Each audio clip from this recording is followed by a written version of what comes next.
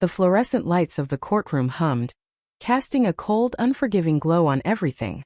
My stomach churned, a knot of betrayal and disbelief tightening with every tick of the clock. Across the aisle, Sarah, my own sister, sat rigid, her gaze fixed straight ahead, avoiding mine as if I were a stranger, an enemy. Her face, once so familiar and vulnerable, was now a mask of calculated indifference.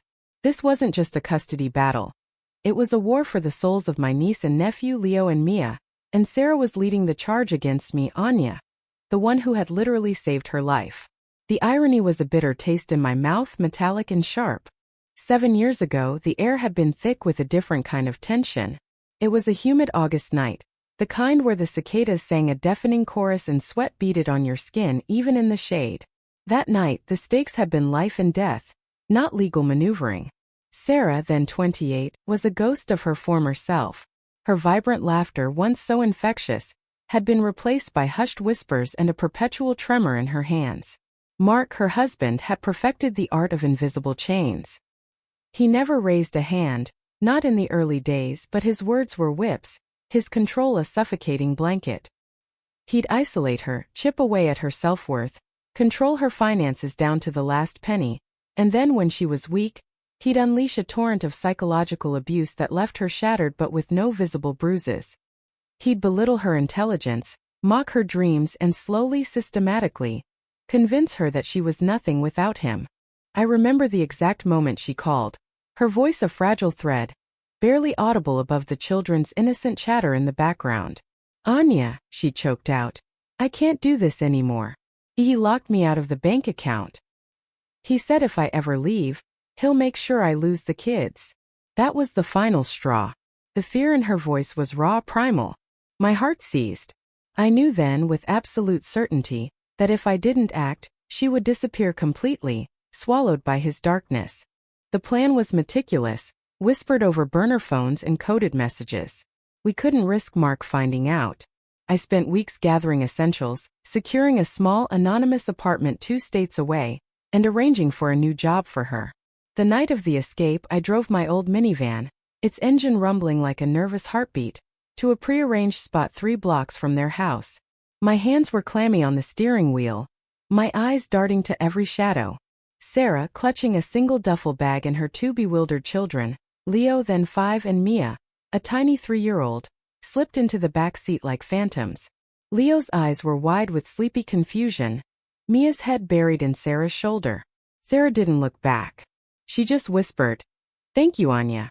Thank you." That night, she wasn't just my sister. She was a refugee, and I was her only hope. The first few months were a blur of exhaustion and fierce protection. Sarah was a raw nerve, flinching at every loud noise, every unexpected knock. Leo and Mia, though young, carried the echoes of their past. Leo would wake up screaming from nightmares, and Mia would cling to Sarah's leg, terrified of being left alone. My apartment, small and cozy, became their sanctuary. I worked double shifts, sacrificing my own savings, my own nascent dreams, to ensure they had food, clothes, and a sense of normalcy. I was their anchor, their stability. I helped Sarah navigate the labyrinthine legal system, sitting through countless meetings with pro bono lawyers, meticulously documenting Mark's abuse, and providing the emotional scaffolding she needed to stand firm. The divorce was messy, protracted, but Sarah, with my unwavering support and the damning evidence we'd compiled, ultimately secured sole custody. Mark, humiliated and furious, faded into the background, but his shadow lingered, a constant, unspoken threat. Years passed, and life slowly, painstakingly began to bloom. Sarah, once so fragile, started to regain her color. She found a better job, one that offered stability and a sense of purpose. She moved into her own modest apartment, decorating it with a newfound sense of pride. The children thrived. Leo, once prone to outbursts, became a bright, curious boy, excelling in school. Mia, who had been so timid, blossomed into a confident, chatty girl. They called me Auntie Anya, and my presence in their lives was as constant and comforting as the sunrise. I was there for school plays, doctor's appointments, scraped knees, and bedtime stories. I taught Leo how to ride his bike and Mia how to braid her doll's hair. We were a unit, an unconventional but fiercely loving family forged in the crucible of trauma. I felt a profound sense of accomplishment, a quiet triumph that transcended any personal sacrifices I had made. Sarah was free, and her children were safe. But then, imperceptibly at first, the currents began to shift. Sarah started making decisions without consulting me, subtle at first, like changing the children's after-school activities without a word. Then more significant, like planning a vacation without mentioning it until the tickets were booked. She became less reliant on my advice, often dismissing my concerns with a curt, "I'm their mother, Anya. I know what's best." It stung, but I told myself it was a natural part of her healing, her asserting her independence. Then came David. He was charming, handsome, with an easy smile that seemed to disarm everyone, including Sarah. He was everything Mark wasn't: outgoing, seemingly supportive, but something about him rubbed me the wrong way. He had a way of subtly undermining my role, of making little jokes about Auntie Anya's overprotective nature, or how Sarah needs to spread her wings.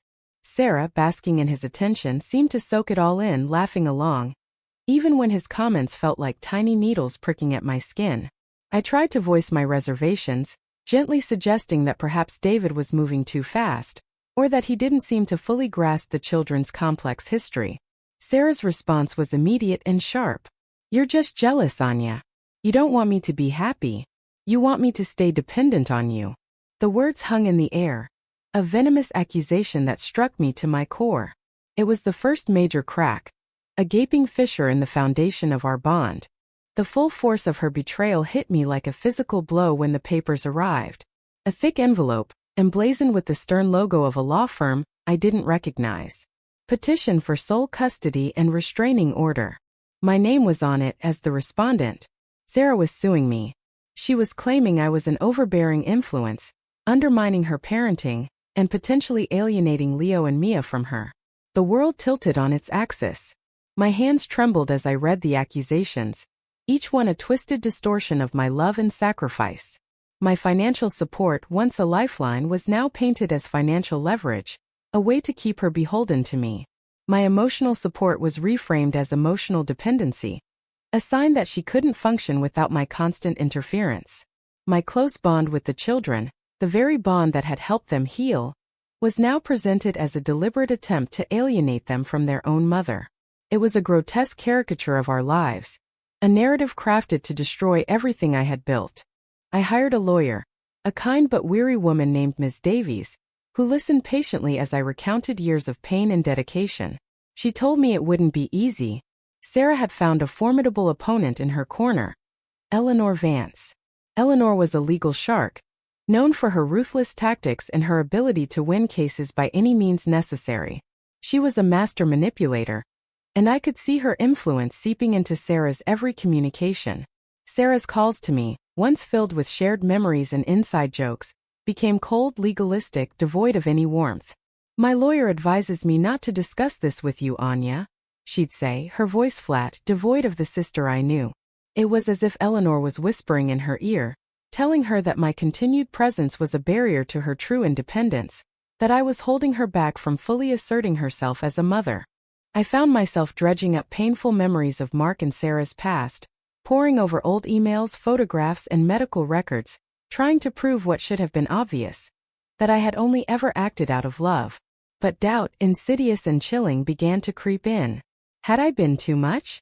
Had my presence, however well-intentioned, stifled her growth? Did I truly know Sarah? Or had the trauma she endured fundamentally reshaped her into someone I no longer recognized? The hardest part was seeing the effect on Leo and Mia. They were caught in the crossfire, confused and distressed by the sudden, inexplicable animosity between their mother and their beloved aunt. Leo, now 12, had grown quiet, his usual boisterous energy replaced by a watchful, anxious demeanor. Mia, 10, would often burst into tears, begging us to just be friends again. They expressed their desire to stay with me, their comfort in my home, but their loyalty to their mother was also fierce, and they were clearly torn. The emotional stakes escalated with every tear they shed, every bewildered glance they cast in my direction. This wasn't just about me anymore. It was about protecting them from another wave of emotional upheaval. Then, a small, almost imperceptible detail surfaced during a pre-trial discovery meeting. A casual mention by Sarah's lawyer of financial assistance from a family friend. It was vague, easily dismissible, but something about it pricked at my memory. Mark. He had always been a master of manipulation, of pulling strings from the shadows. Could he be involved? It seemed impossible given the history, but the thought, once planted, began to grow. I started digging quietly, discreetly, pulling at threads that led to old acquaintances, mutual friends, and even online public records. What I found was a series of small, untraceable payments made to David's business accounts, payments that coincided with the escalation of Sarah's animosity towards me. It wasn't direct, overt contact, but a subtle, insidious manipulation. Mark wasn't trying to get custody. He was trying to destabilize Sarah's life, to exact a twisted revenge by turning her against the one person who had truly helped her. He was still pulling the strings, even from a distance, using David as his unwitting pawn, and Sarah as his ultimate weapon. The realization was a cold, hard shock. This wasn't just Sarah's betrayal. It was Mark's ghost, still haunting us, still trying to destroy everything good. The day of the hearing arrived, heavy with the weight of years of unspoken grievances and raw emotion. The courtroom was a theater of unspoken accusations, every glance, every gesture charged with meaning. Sarah sat across from me, her face carefully composed, a stark contrast to the trembling, desperate woman I had sheltered years ago. Eleanor Vance, her lawyer, was a predator in a tailored suit, her eyes sharp and unblinking. When it was my turn to testify, I walked to the stand, every step a deliberate act of courage. I looked at the judge, a stern but seemingly fair woman, and then for a fleeting moment my eyes met Sarah's. There was no recognition, no flicker of our shared past, only a blank wall. I took a deep breath and began to speak, my voice steady despite the tremor in my hands. I recounted the story of Sarah's escape, not with anger, but with a quiet, unwavering truth. I described the subtle, insidious nature of Mark's abuse, the fear that had gripped Sarah, the clandestine planning, the hurried flight in the dead of night. I spoke of the children's nightmares, Sarah's slow, painful journey back to herself, and my unwavering commitment to their well-being. I presented the evidence. Old emails from Sarah begging for help, photographs of Leo and Mia thriving in my care, school reports praising their progress, letters from teachers commending my involvement. It wasn't just a legal defense, it was a heartfelt plea, a testament to a love that had been twisted and betrayed. I spoke of the countless hours spent helping with homework, the scraped knees I'd bandaged, the bedtime stories I'd read, the laughter that had filled my small apartment. I painted a picture of a family, unconventional perhaps, but bound by genuine affection and a shared history of survival. Then it was Sarah's turn.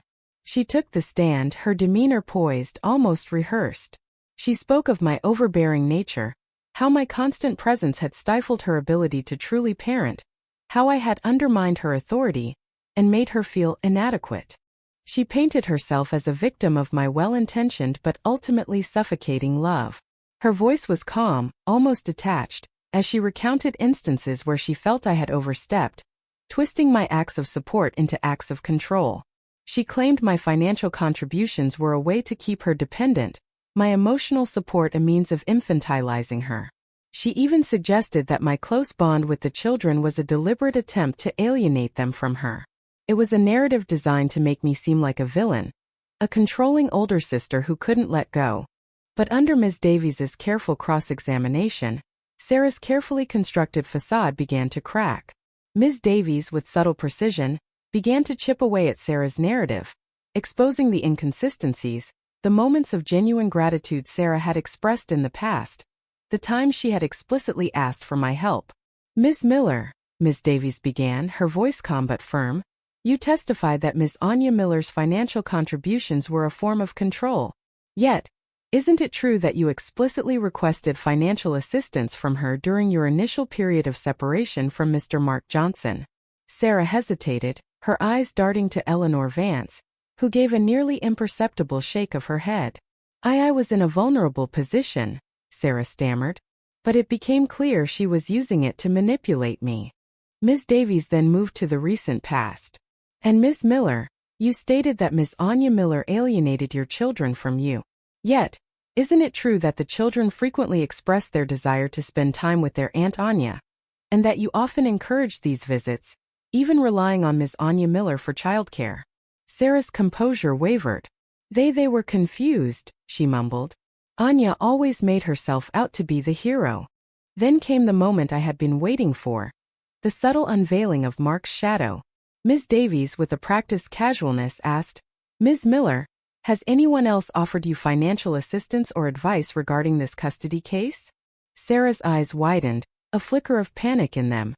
"No, of course not," she said quickly, perhaps too quickly. "Just my lawyer." Ms. Davies pressed. "Not even an old acquaintance? Someone with a vested interest in your past?" Sarah's face paled. Eleanor Vance objected, but the judge allowed the question. "No," Sarah insisted, but her voice lacked conviction. The seed of doubt was planted.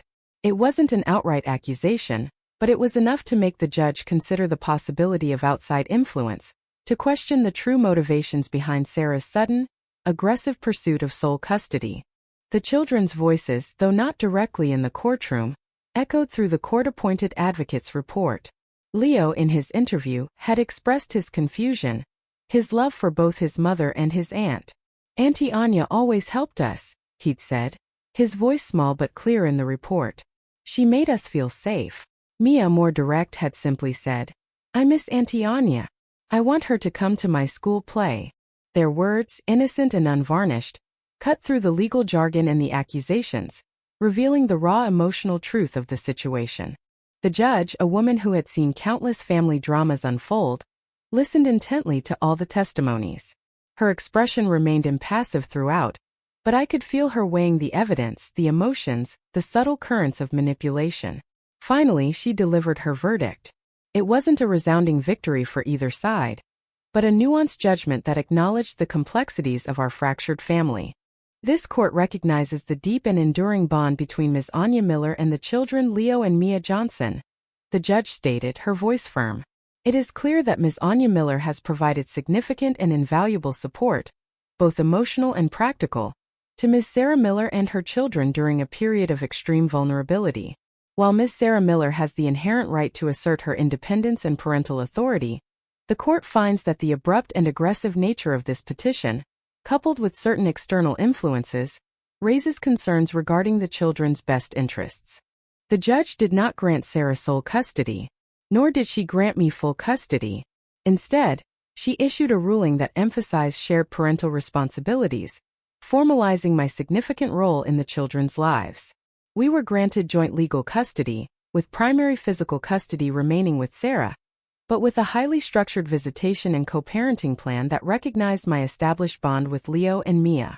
This meant regular, mandated visits, shared decision-making on education and healthcare, and a clear framework for communication. It wasn't the absolute victory Sarah had sought, nor was it the complete vindication I had hoped for, but it was a recognition of my vital role, a legal acknowledgement that I was and would remain a parent figure in their lives. Sarah's face, which had been so carefully composed, crumpled slightly. The judge's words, though not explicitly condemning her, implicitly criticized her attempts to erase my role, to rewrite our shared history.